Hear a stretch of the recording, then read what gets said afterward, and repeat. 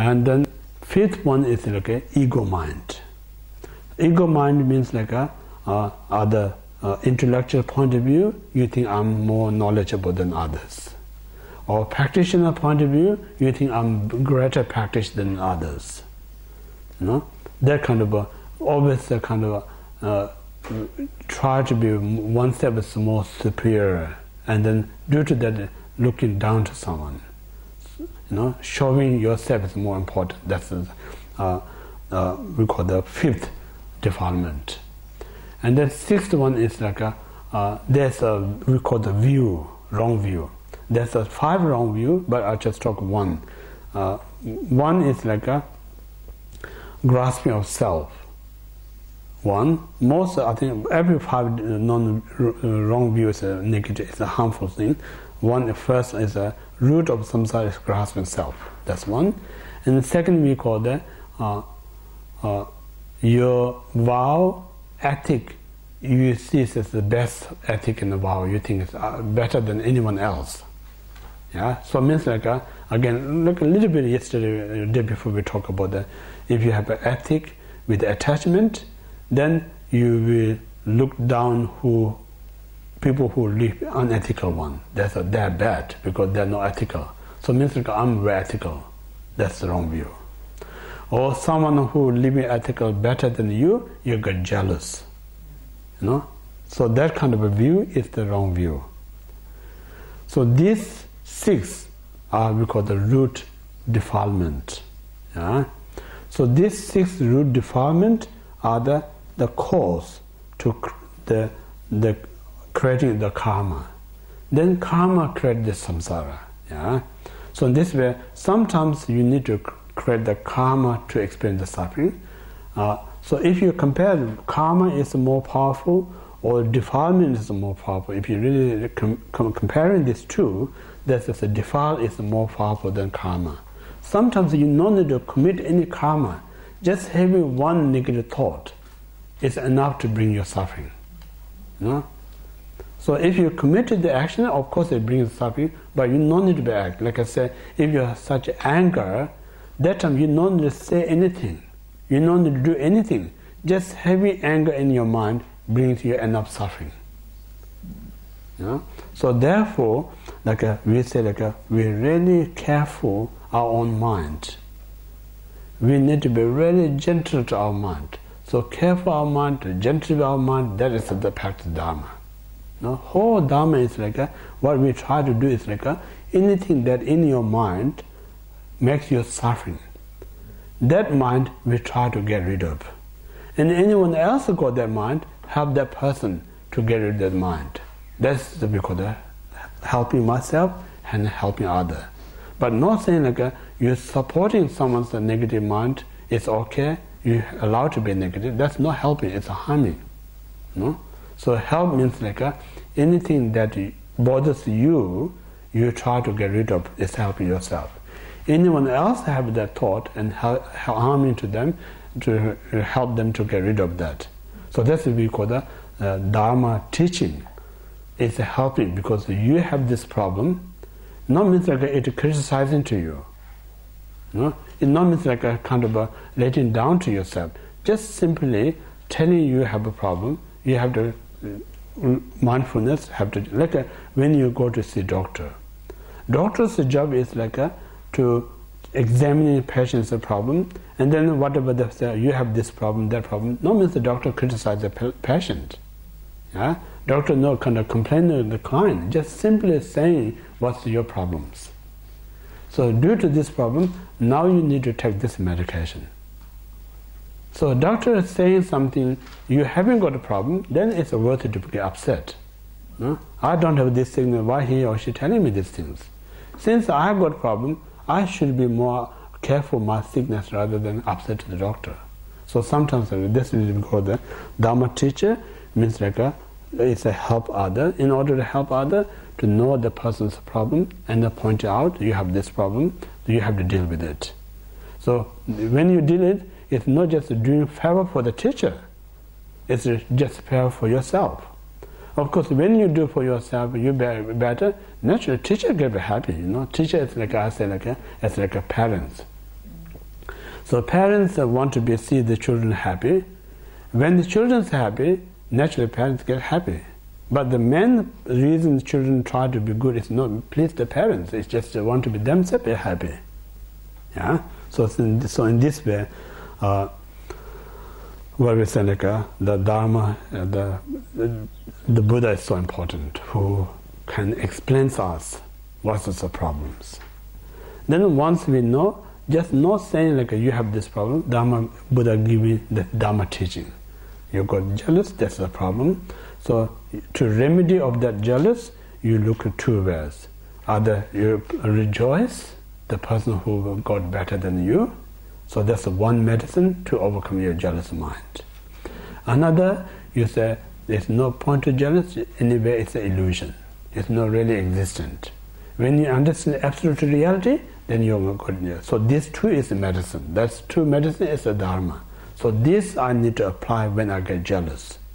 When I apply this two in my life, then that moment you're really giving treatment. You free that problem.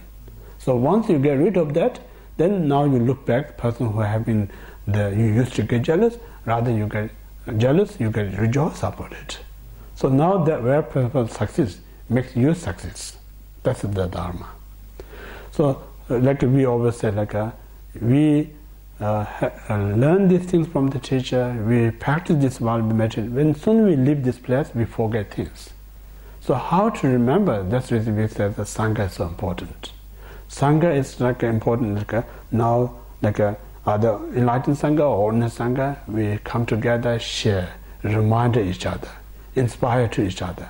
So if you remind us, inspire to each other, then we're not going to forget these things. We may not do as good as well in the retreat environment, but we still not stop, continuation of that. Then sooner or later it will be treated. So that's the reason Sangha is so important. Can I just quickly ask the six defilements again? Could you just quickly say anything? The first one is attachment, ignorance, anger, doubt,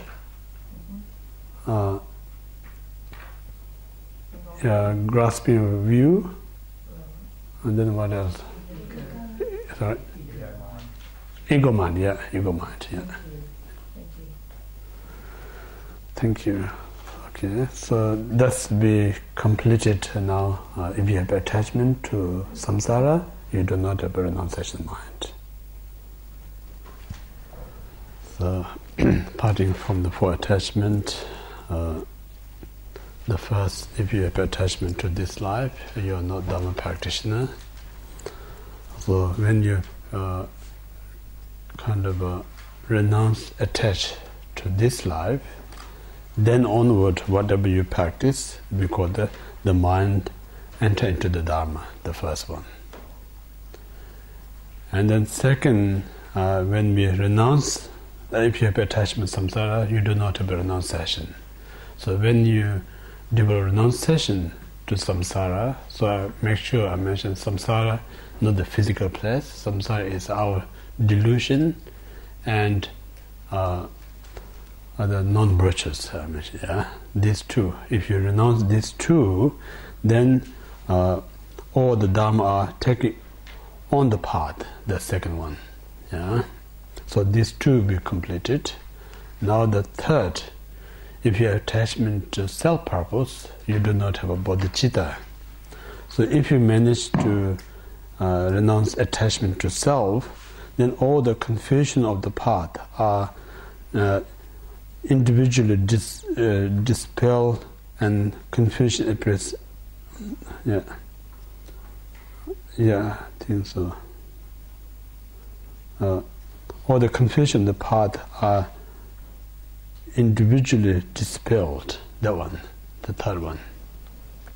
So we'll talk about now third, if you have attachment to self-purpose, you do not have a bodhicitta mind. So that means even one develop proper renunciation to the samsara and do Dhamma perfectly as Buddha taught. So without the bodhicitta, it can take you as far as self-liberation. we call the Shavakayana state or Partika Buddha state. So when you reach a Shavaka or Partika Buddha state, this result is incompleted. Yeah. So when you reach the results incompleted yourself, you can't help other completely because you're not complete yourself. So you only can help other according to your own limit. So they're also not perfect. So Mahayana means like a result. What we aiming is like to attempt completely fulfill one's own purpose and others. So that means like one's own complete fulfillment, like reach perfectly Buddhahood. Then there's nothing more to obtain than that. Others to fulfill is like bring other beings in same status of what you obtained. Then it will fulfill others. So only when you reach Buddhahood, then you completely both yourself and others will fulfill. So that's the reason greatest result to achieve. And then, like if you just generally where you think, like when we do things in our everyday life after life, so whatever we do, we look at what our destination. Yeah.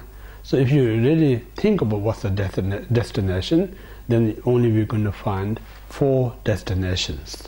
Yeah. 4 destinations are: the first one, any other mundane person what do things what they want to achieve, or some spirituality what they try to achieve through the spirituality path.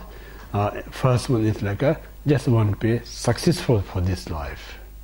Yeah, that's the first destination. And then some other, not much for non-believer, but believer or spirituality, they're kind of not. The prime goal is to success just for this life, also not to reborn in the lower realms in the future life, continuously reborn in a higher rebirth. That's the second destinations. And then third is like a person who neither so interested to this life's good health and happiness that much, neither not concerned about where they're going to reborn in the lower realms, but they really want to get out from samsara, again wants liberation. That's the third destinations. And then the fourth is like a person who really want to attain fully Buddhahood, like all sentient beings. So there's a 4, if you really investigate, people want to have in their mind they have 4 destinations. So when there's a 4 destination, like I said, we always talk fortunate to be born human. While we as human meet this precious Dharma, we see this 4 choices right in front of us. So when we have these 4 choices, it's really important to choose the best one. Yeah, but best one not means like again, Dharma is because very skillful. Skillful means like they teach according the mental predisposition or according what the persons are capable.